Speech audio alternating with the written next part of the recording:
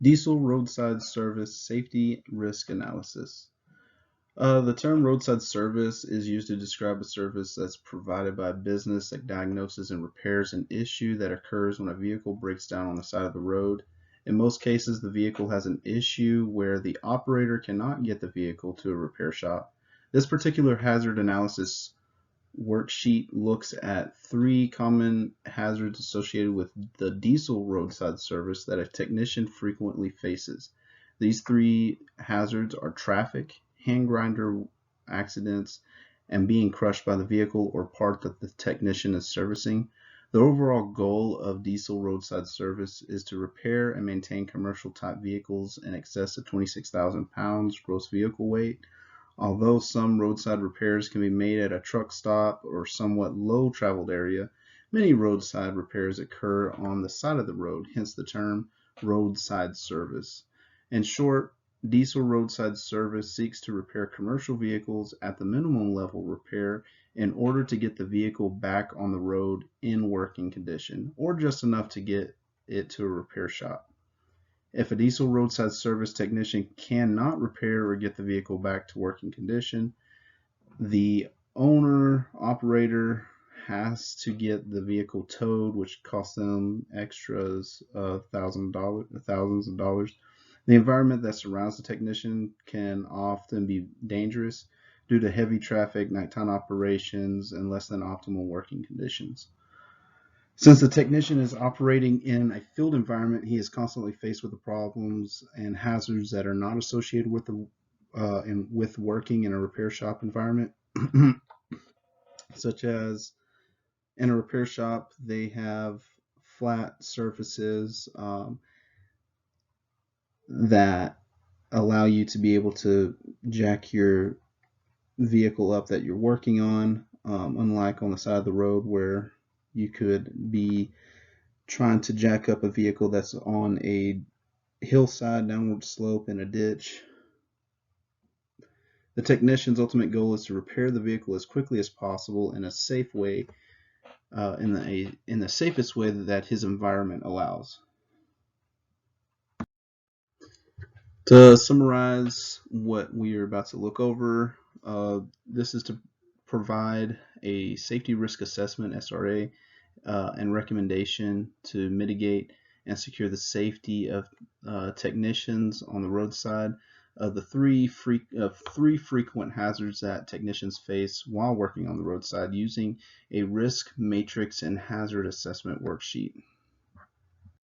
Work environment. The work environment is the roadside, the ditches, could be ditches, uneven surfaces and soft areas, travel stops, and gas stations. This is where the technician himself is going to be doing most of the repairs with the vehicles on the side of the road. The three frequent hazards that we'll be looking at is traffic collision, bodily harm to technicians from hand grinders, and technicians crushed by a vehicle or parts.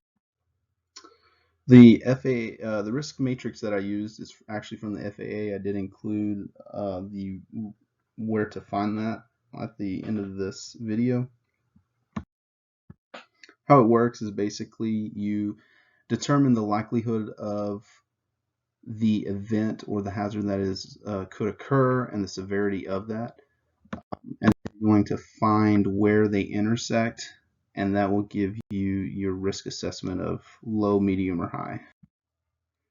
For our first hazard that we'll be looking at, technician hit by oncoming traffic, the likelihood of it is probable. The severity of it is catastrophic. The risk assessed with this is pretty high. Our second hazard that we are looking at is bodily harm caused by a hand grinder. Again, the likelihood of this happening is frequent. The severity of it is hazardous. The risk assessed is high. Lastly, the hazard that we'll be looking at is technicians crushed by vehicle. The likelihood of this happening is frequent. The severity of it is catastrophic. Risk assessed, high. To mitigate the first hazard that we are looking at, technicians hit by oncoming traffic. We should require technicians to use safety devices and wear high visibility clothing in order to make their working area more visible and observable to other drivers.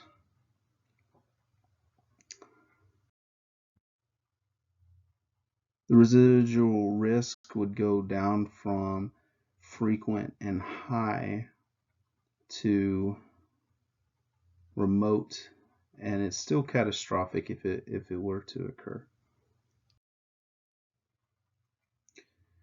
The second risk mitigation, bodily harm caused by hand grinders. We should train technicians on how to properly use hand grinders and require the technicians to wear and use proper PPE, personal protection equipment.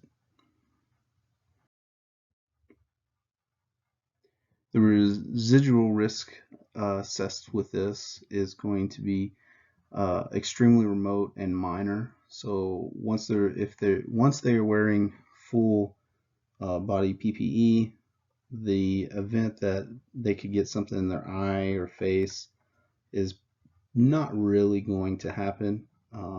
Once they're wearing safety glasses, safety shield, proper clothing, gloves, the chance of them being harmed by this is low. The third and last risk mitigation on technicians being crushed by the vehicle or part being serviced. We should train technicians on how to properly use a jack. Train technicians where to use a jack, so where to jack up on the vehicle and where not to jack up on the ground. So if the vehicle is on a hillside, we're not going to just jack it up. You possibly could flip the vehicle, or it could come just off and crush the technician. We should also require technicians to use jack stands and blocking when working under the vehicle. That is just a safety catch, just in case something were to fall. This would protect the technician from being crushed.